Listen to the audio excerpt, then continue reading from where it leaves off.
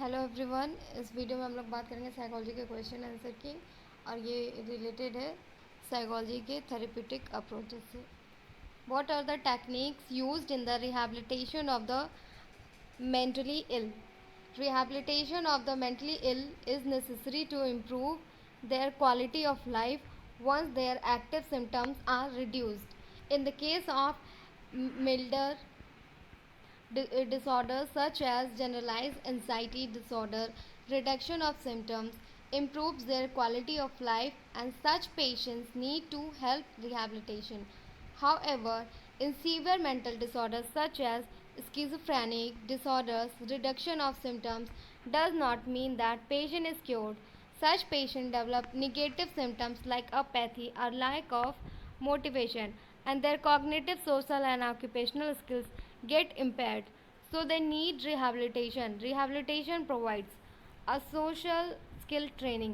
It helps the patient to develop interpersonal skills through role play, imitation, and instructions. Cognitive retraining. It helps patients to improve the basic cognitive functions of attention, memory, and executive functions. Occupational therapy. The patients are taught skills such as candle making, paper bag making, and weaving to develop work discipline. Vocational training. When the patient becomes self sufficient, vocational training is given wherein the patient is helped to gain skills necessary to undertake productive employment. How would a social learning theorist account for a phobic fear of lizard, cockroaches? How would a psychoanalyst account for the same phobia? Social learning theories work on the principles that our experience, be in it positive or negative, such as phobia of lizard, cockroaches, are the result of learning processes which start early in life. Small children can play with snakes. They are not aware of the danger involved. For them, it is just another play object. As they grow up, the fear of these things are instilled by their parents and society, which is reinforced and accounts for reactions like phobia. Our psychoanalytical accounts for the same could involve attribution to some unconscious or unrepressed experiences. For example, suppose in your childhood you watched a group of rowdy boys brutally torturing a cockroach snake which eventually died.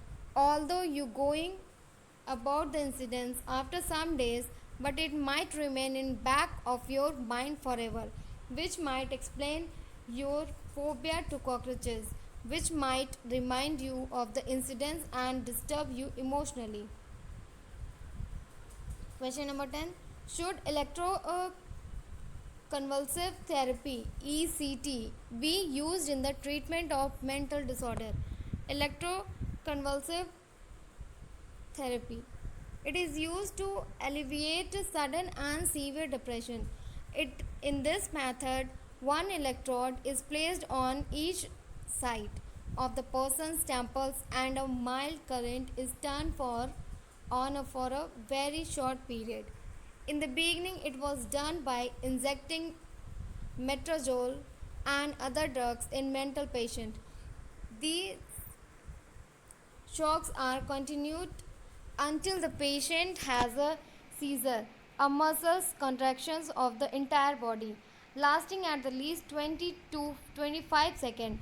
ECT seems to work at least for some disorders. Unfortunately, there are hazardous risks connected with it. There is amnesia for the whole treatment and after several treatments. There is memory impairments which may last for several weeks. However, no permanent loss of memory occurs. ECT use has declined since 1950. ECT is still used in various hospitals in India because it is economical and effective. In in my opinion, as a last resort, this therapy should continue to be used in India. Drug therapy. It has been used mainly with four types of disorders: schizophrenia, mania, depression, and anxiety. These drugs are referred as psychotropic drugs because their main effect is on psychological behavior. They are also called as antipsychotic drugs. They are used for the treatment of schizophrenia. Antimanic drugs are used to treat patients who are highly agitated, excited, and at times unmanageable. Antidepressant drugs are used for patients having depressions and suicidal risk. Anti-anxiety drugs are known to be minor tranquilizers. What kind of problems is cognitive behavior therapy best suited for? CBT is a short and effective treatment for a wide range of psychological disorders such as anxiety, depression, panic attacks, and borderline personality, etc. It combines cognitive therapy and behavioral techniques.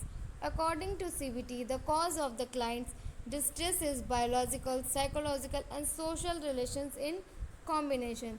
CBT focuses on the biological aspect through relaxation procedure and the psychological ones through behavior therapy. Social aspects are dealt with environmental manipulations.